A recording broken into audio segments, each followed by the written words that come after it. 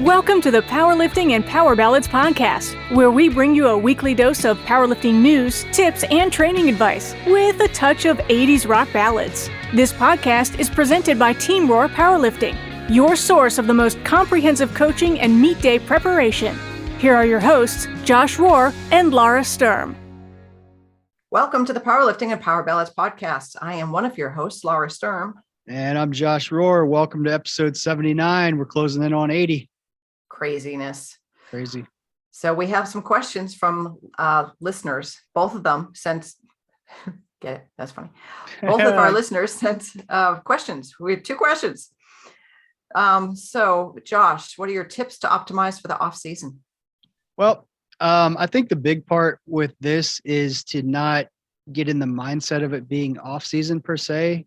And I say that in terms of like, some people tend to think of off season as like not do anything. But you know, by definition, off season training would be a good opportunity to really work on your weak links. So, smaller single joint movements that really emphasize targeting the weak links in terms of muscle groups and things like that. Spending more time in hypertrophy blocks, building muscle mass and stuff like that is the time for this. So you're not going to be maxing out squat. We're not going to be, squatting, benching, or deadlifting heavy. But primarily the majority of our work is going to be coming from those, more simple movements and focusing again on those very specific weaknesses that you have. Yeah, it's time to work on that. Little bits of flexibility that are missing your range of motion, Josh. And sick burn.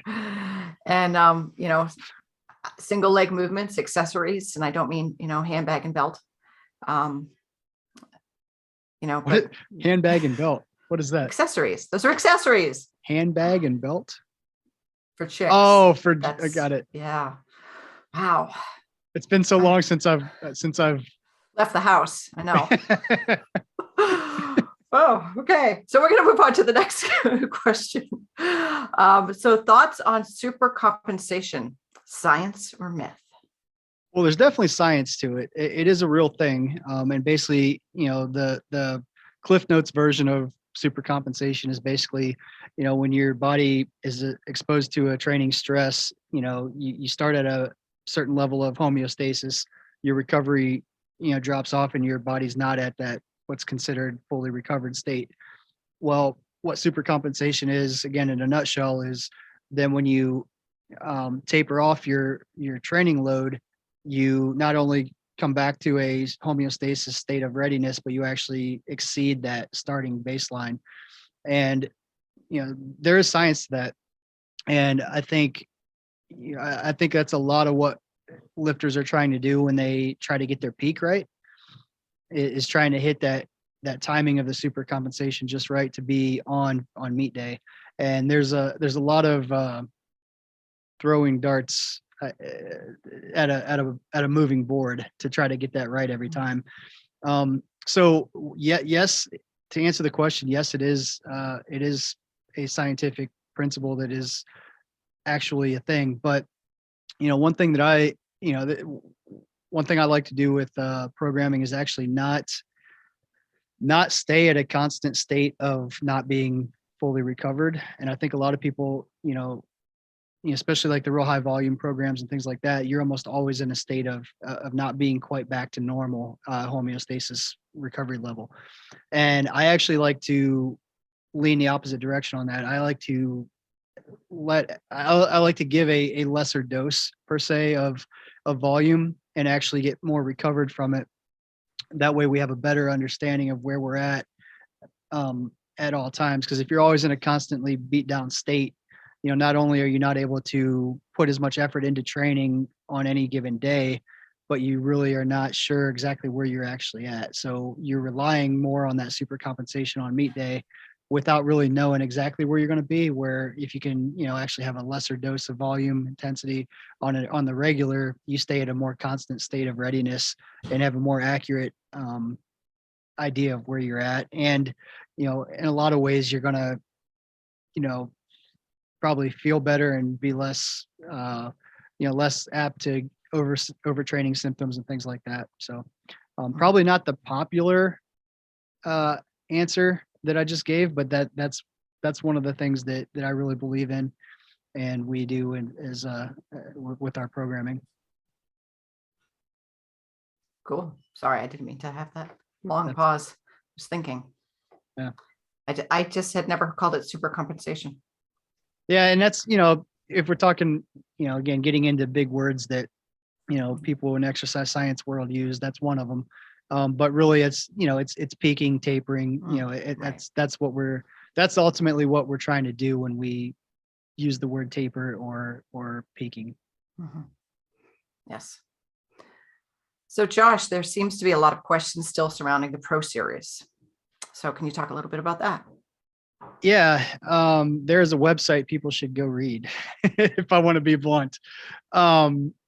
If you go to pro.usapowerlifting.com, again, that's pro.usapowerlifting.com, there's a whole questions and answers page. It lists how every single detail of the Pro Series works. And I think it's laid out pretty clearly, but just in case it's not, I guess I'll run through it again. So there are essentially two. Well, this is why it's confusing because I'm going all over the place. So there are 4 pro cards. There's a pro card, which is essentially open. There is a pro bench card, which is again for open bench pressers. There's a Masters Pro card and a Masters Pro bench card. So essentially there's 4 different categories. There's 3 Pro Series event situations. So you have the regular Pro Series, then you have the Masters Pro Series, but you also have the Junior Pro Series, the Teen and Junior Pro Series. And I think that's what's tripping people up is the end goal and the end prize of winning the Teen and Junior Pro Series is a pro card, which allows you then to compete in the Open Pro Series. So a lot of people think that you're getting a teenage pro card and a junior pro card. That is not the case. Those do not exist. The winner of that Teen and Junior Pro Series earns their pro card, and that's literally so there's literally 4 pro cards that come out of that. One for the men's raw, one for the women's raw, one for the men's equipped, one for the women's equipped. So literally out of the 1,000, 1,500 lifter meet that is high school nationals, collegiate nationals, junior nationals, and teenage nationals, literally a total of 4 lifters have the opportunity to earn their pro card at the end of winning that series. So it's not like everybody's getting a pro card. I think people think so some of the feedback that I've been receiving is why are we making this so easy for everybody to get a pro card? And it is not the case. Literally 4 lifters out of 1,000 plus earn their pro card from the junior series. Easy to me. It's not. And then when you start talking about, so that's one way. Whoops, sorry, I hit my microphone. So that's one way that you can earn a pro card. The other way is in the raw division, placing top 3 in your weight class at nationals. So that gets you a pro card. And I should say that also means if the first place, so let's say you get 4th in your weight class, and 1st, 2nd, and 3rd all have their pro card already. So they basically renew their pro card. Nobody new gets a pro card in that weight class. The 4th place finisher does not get a pro card. It just means that 1st, 2nd, and 3rd renewed theirs. So it's not like there's always new people getting a pro card. If you already have it, you just renew it because it's good for 3 years. So, if you get it in 2021, it's good for 2021, 2022, 2023. But then in 2022, if you win nationals or get top 3, then it just extends it. So 2022, 2023, it's now good through 2024. So these things are not easy to get. And I think the assumption is just that, well, if the top 3 people already have theirs, then 4th, 5th, and 6th will get the pro card. That's not how it works. So, right. So why get your pro card? Well, the pro card gives you the ability. So in order to do the pro series, you have to have a pro card. So if you want to do a pro series event to compete for money, or, so even if you just want to do one standalone event, so let's just say you want to do the the pro-am meet at the Arnold in the pro division, where you have the opportunity to earn money, you have to have your pro card. If you don't have it, you're put into the amateur division, and you don't get to earn money at that meet. Right. But that brings me to the next opportunity to earn a pro card is in that amateur event at the Arnold. The best lifter gets a pro card. So it sounds like there's a lot of different avenues, but really there's not. So in the raw the raw full power, for example, there are 38 opportunities to earn a pro card at nationals. And again, 38 opportunities. If all 38 already have their pro card, then 0 get a pro card from nationals. Then the best lifter at the Arnold Raw Challenge or the Pro Am Equipped, the best lifter gets a pro card. That's one person in each division.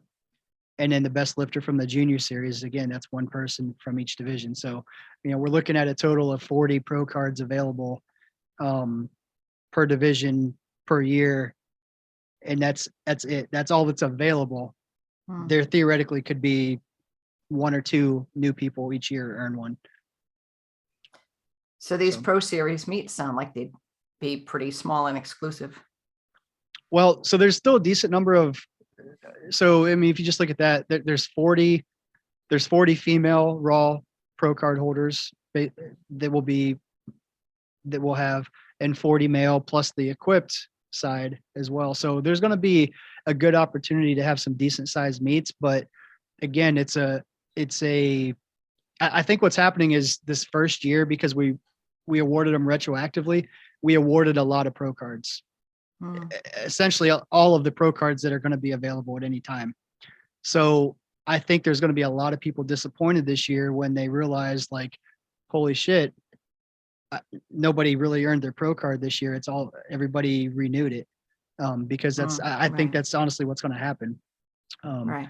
But that makes the distinction. So all of these raw, like the Raw Challenge and all those things, like there's not prize money for that, but you have the opportunity to earn your pro card. So then you can then compete for the money.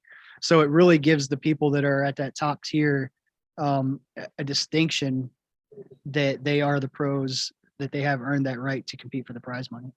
Right. And Masters is a little different. Yep. Yeah. So the Masters, it's a similar concept. So basically with the Masters, you compete in the Pro Series to accumulate points, and the most points. So for Masters 1 and Masters 2, only the top 4 overall Masters 1s and top 4 overall Masters 2s qualify for the Masters Pro Series finals. And that's where the big prize money is for Masters. For the Masters 3s, only the top 3, and for the Masters 2s, only the top 2. That's who can earn their pro card, their Masters Pro card, to go to the Arnold finals. And you have to have a Masters Pro card. So you actually earn your Masters Pro card by competing in the Arnold finals, which would be the Arnold 2023. Now, why that's important, why it's set up this way, is because if you are an open lifter that is also a master and you have earned your pro card in the open, you automatically get a Masters Pro card. And the Masters Pro card is what you have to go to the Masters Pro Series finals. So this first year, it seems like a lot, but let's fast forward to 2023. And again, remember, pro cards are good for 3 years.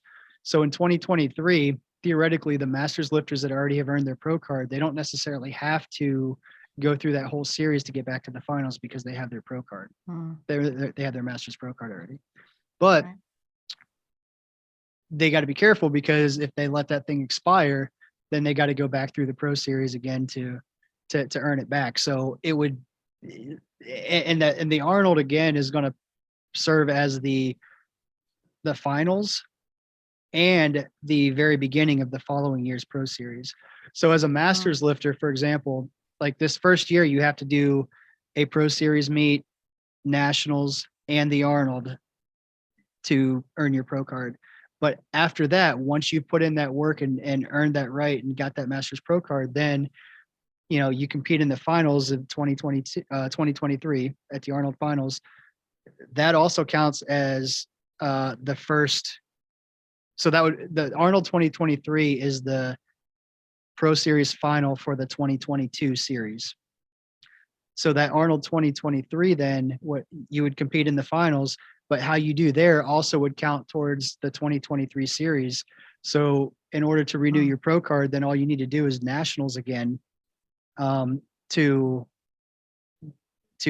finish the series, to get the points and earn enough points then to get to the finals with the points, and that gets you a renewal on your pro card. So to summarize, a masters lifter, once you get your masters pro card and compete in the finals in 2023, all you have to do is the Arnold and nationals every year. That's 2 meets a year to keep renewing your pro card and keep competing for the money in the Arnold finals.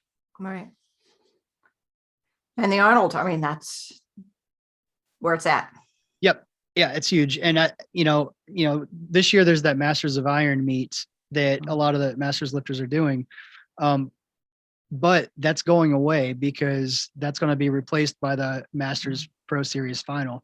So people that, got an invite this year that aren't doing the series, so they're doing the Arnold, so that counts as the first part of the series. But if they opt to not do nationals, they're not going to get an invite back to nationals, or they're not going to get an invite back to the Arnold because they didn't earn the right through the Pro Series.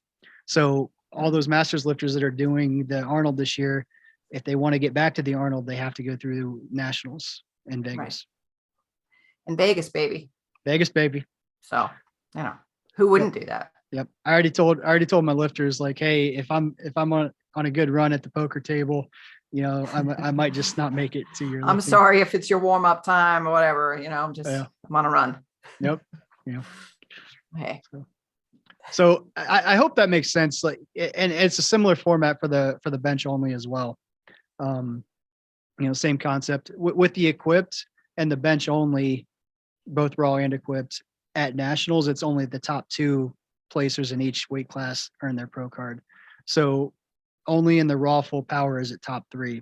So it's even more exclusive for the equipped and bench only, just because the depth of competition is not traditionally there in those divisions. So you're saying go to the website and read this stuff. Yeah, pro.usapowerlifting.com. Click on the FAQ section. It literally lays out all of this, very clearly, I think, on how this works. Both how do you earn a pro card, how do you earn a master's pro card, how the point system works, and what events you can score points at, how the teen junior series works. I mean, it literally talks about every detail of it, but people just have to read. Reading's hard. Yeah, it is. But hey, we're here if you have questions. Yeah. Or you can just listen to our podcast and be more confused because you can't visually see what I'm talking about. Man. Yeah. All right. So we should talk about our next top 5. Yep. So we're closing in on the deadline. We are less than a week away. Valentine's Day is the deadline. Submit your top 5 movie soundtracks to us. We actually have a Google form set up, so you can list your number 5 selection and defend it. There's a section where you can make an argument for it. So we're going to go through those in detail, starting probably the week after Valentine's Day. But there will be a prize. I need to get on that, figure out who we're going to have sponsor it this time around, and give a prize for the winning the best list as voted on by the listeners. So go to the link in our bio and fill out the Google form. I haven't posted on social media about it either. I need to do that. But we definitely want to get a bunch of people involved. It's a lot of fun, just seeing what everybody comes up with and hearing the reasons why they chose what they chose. Yeah, I mean, I've been waiting for this. I've been waiting my whole life for this. My whole life for this. My moment to shine. It is. I've been doing my homework. Have you been doing your homework already? I have not. I have a list of movies movie soundtracks that I got to go through and research a little bit more, but I have not really been doing my research yet. So, but hey, every time I do my research, I'm the first one voted out. So maybe this will be. So just fly by the seat of your pants like we usually do, and you'll be fine. Maybe I'll be all right. Okay. All right. So I have a powerlifting situation for you. All right. Shoot. Are you ready? All right. I'm ready. So you turn in a rack height of 12 for your squat. After your second attempt, you decide it needs to be lowered just a little bit. But you don't tell the score table. You walk out on the platform with about 30 seconds left, and you tell them to adjust your rack height. And while they're doing this, you time out. Well, first off, are you mad? Are you mad, bro? And should you get a relift? Okay. So in this situation, no, you should not get a relift because the adjustment was done by your request, not by what you had turned in. So had you gone to the score table after the second attempt and they changed it and you signed it saying that, you want the change and everything, and they put it to the wrong one, then you have an argument that they set it to the wrong height. But they set it to the correct height. You elected to choose it on your own time. So if you request anything changed after the bar's called loaded, it's on your time. So if you time out, that's on you. There is no relift. So at this point, with I think that there's 30 seconds left. I'm not going to gamble on that. I'm going to deal with it because I should have, or your coach or whoever should have made the change after the opener or after the second attempt at the score table. So by not doing that, you don't know how long it's going to take them to, it should take 5 seconds tops, right? To adjust at one hole, but you never know if it takes them, a whole 30 seconds, you're screwed. So I never want to make adjustments like that after the clock has started. So if that ever happens where I forgot, then, I'm just going to roll with the rack being too high and figure it out. Because, unless you have the full 60 seconds and you have been watching the spotters and they're going to be able to move it pretty quick, but even then there's no guarantees. So I think, this was just the fault of either the coach or the lifter for not putting in the change. And, if they time out, that's their own fault. There is no relift. Right. Sorry, bro. Change it at the score table. Don't be mad, bro. Don't be mad, bro. Yeah, boy. But I mean, this is probably something you've seen happen. Maybe people don't know that they can change it. Yeah, that's possible. Yeah, that's a possibility. But yeah, that's that table. That's what it's for. Do it. Okay. Moving on to the new lifter tip. We're going to talk about club registration. So you do not have to compete in a registered club, but if you do, you cannot join or compete for a different registered club until the following year. So I guess page 3 of the USA Powerlifting Rulebook outlines this, that a little bit about lifters. Do you want to go into that a little bit? Yeah. So correct. Like nobody has to lift with a team. But if you are competing for team awards, you have to be a registered club. So I think there's a lot of, I don't think people know all of the rules around this. And, I guess quite frankly, I don't know that people are really looking for this either, but it is something that is in the rule book and needs to be, been aware of. So again, if you're competing in a meet with team awards, any teams that are competing have to be registered clubs. And to compete with that team, you have to be listed with that team. And every member is supposed to, it used to be you write, on the back of your membership card that you print out, you would write the club affiliation in there. But now that everything's electronic, you actually have to go into the membership thing. You can go to usapowerlifting.com, click membership, and then click membership card update and actually write the name of the club that you're representing on there. And that's the club that you are locked into the entire year. So, there's times where you may want to compete with one club at one meet and another club another meet. You actually cannot do that. So or if you want to compete with one club and then be part of another club but not compete with them, that's the same thing. You can't do that either.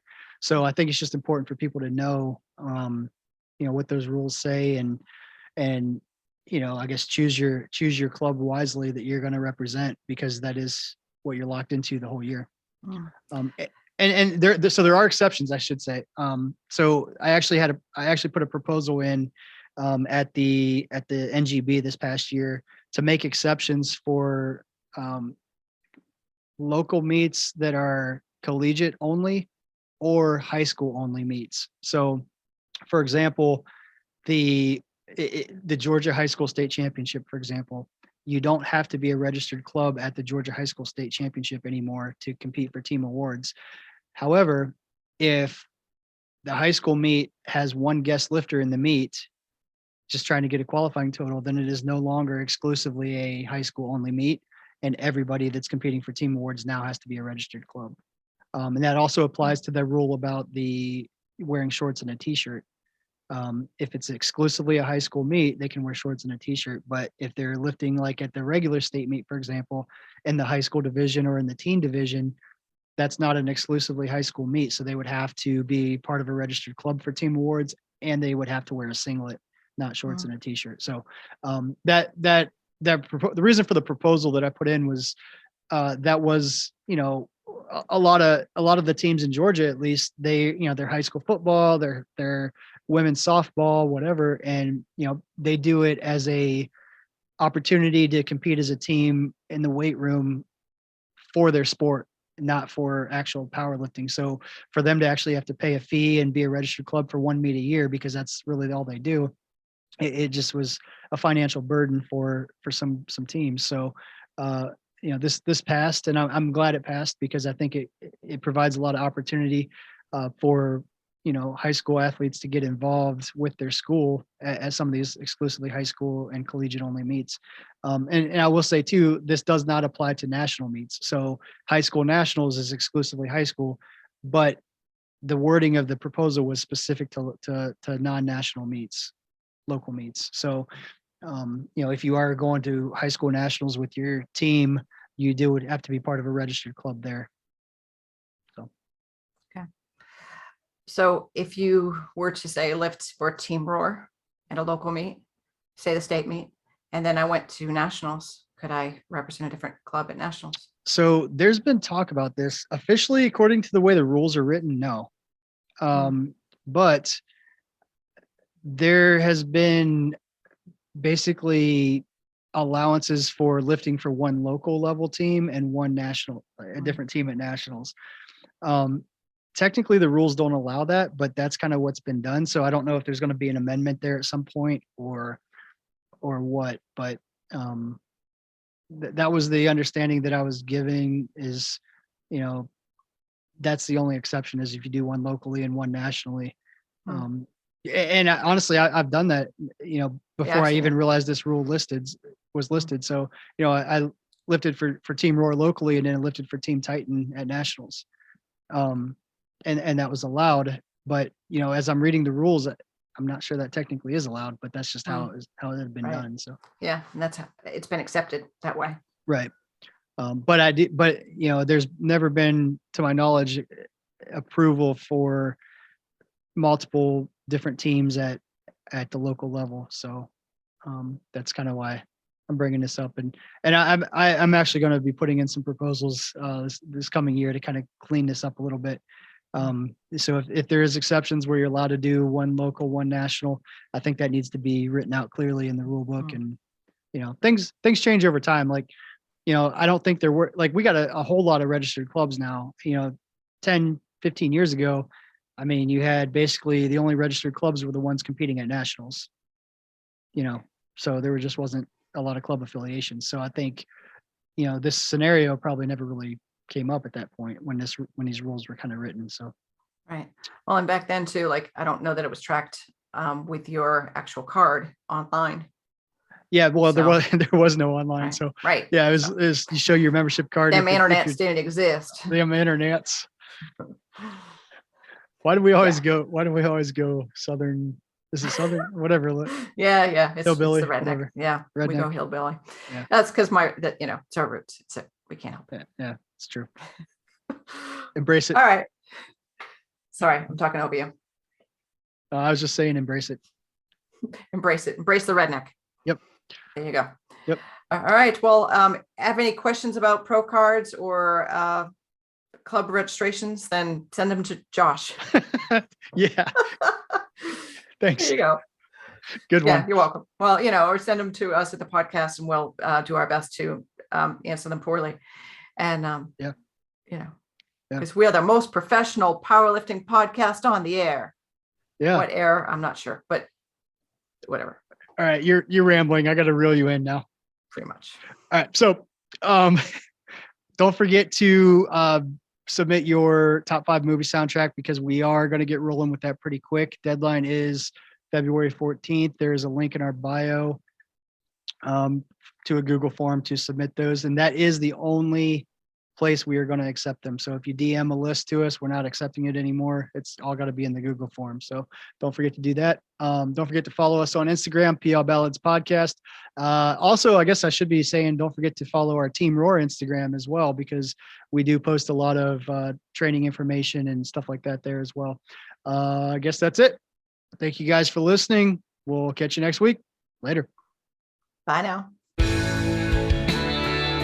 Thank you so much for listening. If you enjoyed today's episode of the Powerlifting and Power Ballads podcast, please remember to subscribe and share it with your friends.